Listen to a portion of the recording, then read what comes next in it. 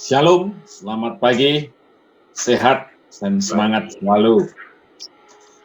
Sebelum kita berdoa pada pagi hari ini, saya akan membawakan topik renungan hidup di dalam roh. Saudaraku, apa yang terbayang ketika kita berbicara mengenai hidup di dalam roh? Kalau kemarin disampaikan berdoa di dalam roh dan kebenaran tentang senjata-senjata iman. Apakah yang kebayang adalah kehidupan yang roh, yang dekat dengan dunia supranatural, orang yang dengan mudah mengatakan Tuhan berbicara, gitu. Nah, kita akan melihat bagaimana kehidupan di dalam roh itu merupakan satu pengajaran dasar dalam kekristenan yang harus ada di dalam setiap hidup orang percaya.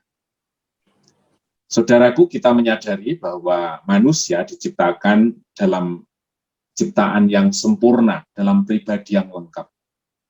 Memiliki tubuh yang sempurna sehingga bisa bertahan hidup dalam kondisi yang sangat bervariatif, memiliki pikiran dengan kecerdasan yang tinggi sehingga bisa belajar terhadap sesuatu, sehingga dari situ semua orang bisa mengeset kehidupan yang nyaman, yang aman bagi dirinya sendiri. Nah, tetapi ada kesamaan dasar tentang kehidupan manusia itu, bahwa manusia di dalam dirinya selalu menginginkan satu kondisi kehidupan yang pengennya itu enak, nyaman, dan untuk itu mereka berusaha mengerahkan segenap kemampuannya, akal budi, kekuatan tubuhnya, dan lain sebagainya. Nah, di mana kehidupan yang seperti itu, bahwa pikiran atau kehendak pribadi itu merupakan dorongan utama dalam menjalani kehidupan orang itu. Ya, jadi masing-masing orang didorong oleh kehendak atau keinginan pribadinya. Sekalipun ketika itu dipraktekkan, seringkali kondisi tersebut berbenturan satu dengan yang lainnya. Dan benturan ini seringkali menyebabkan hati, perpecahan, percideraan, fitnah, bahkan peperangan, pembunuhan, dan lain sebagainya. Jadi karena manusia diciptakan dengan kondisi yang lengkap seperti itu, pada akhirnya manusia saling bersaing, saling berebut, dan lain sebagainya. Nah, tanpa pengenalan akan Tuhan, manusia akan dikuasai oleh jiwa dan akal budinya masing-masing yang didorong oleh kepentingan diri sendiri tersebut.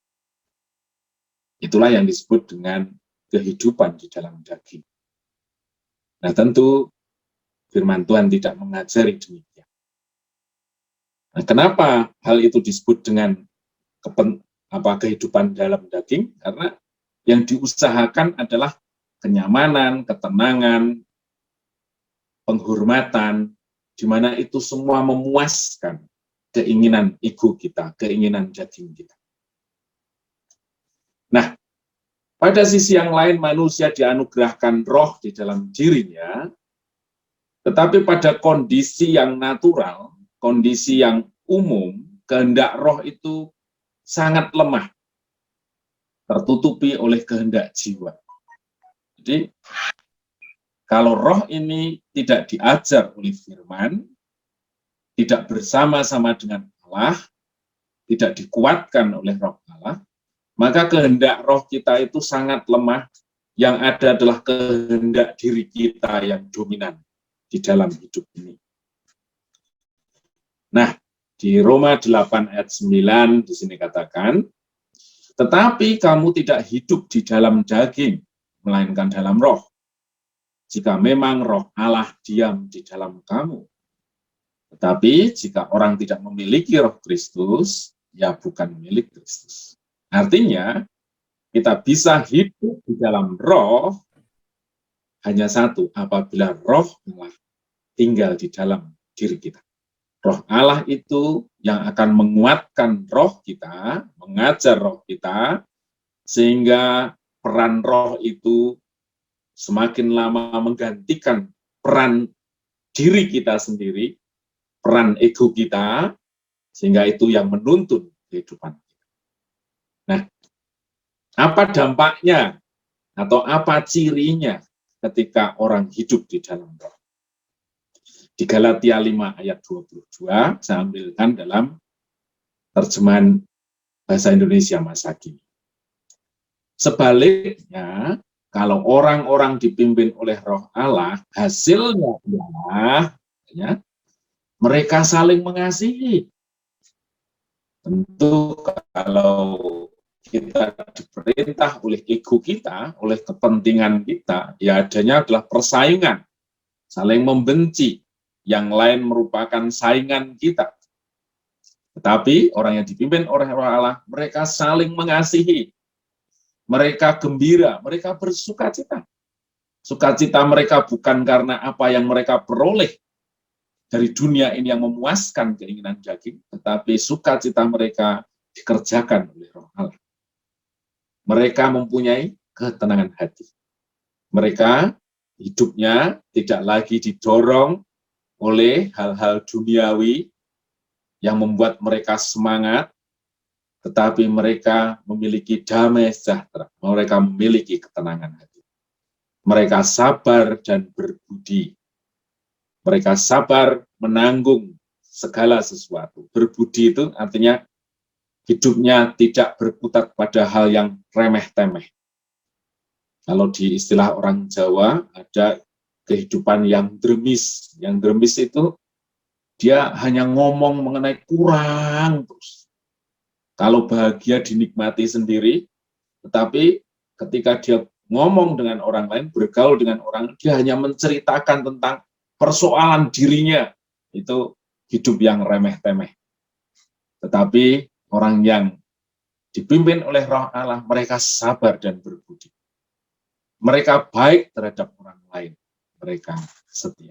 Jadi cirinya jelas, Bapak Ibu Saudara, orang yang hidup di dalam roh, bahwa mereka memiliki buah-buah roh di dalam hidup.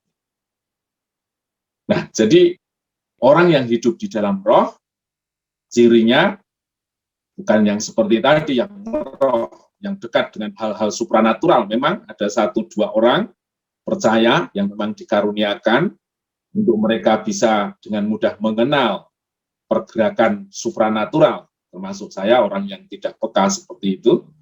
Tetapi justru kehidupan orang yang hidup di dalam roh, dia memiliki ciri kehidupan yang dipenuhi dengan buah-buah roh. Apa yang harus kita kerjakan agar kita benar-benar hidup di dalam roh? Roma 8 ayat 2. Roh yang memberi hidup telah memerdekakan kamu dalam Kristus dari hukum dosa dan hukum maut.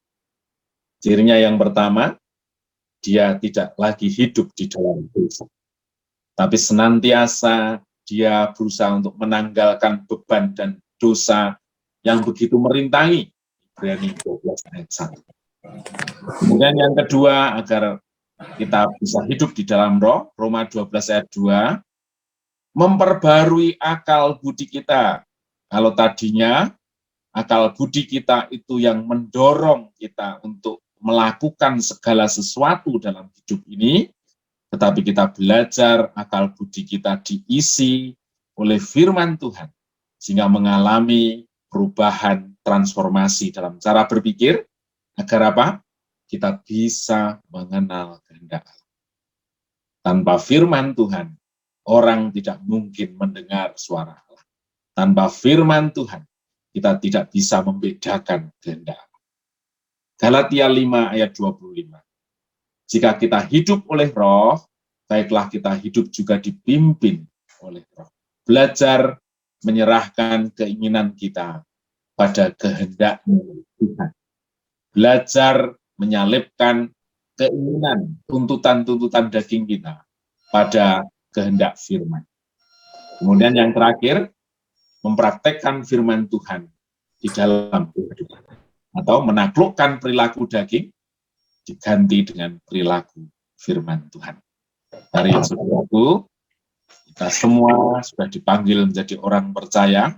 Kita berusaha mengimpartasikan firman Tuhan nyata, sehingga kita sesungguhnya sekalipun tinggal di dalam dunia yang semakin gelap, semakin arahnya menjauh dari kebenaran firman Tuhan, tetapi kita orang-orang yang semakin dibangun dalam kehidupan oleh roh, yaitu kehidupan yang dipenuhi dengan kehendak Allah. Terpujilah nama Allah. Mari kita siapkan hati kita untuk berdoa pada pagi hari ini.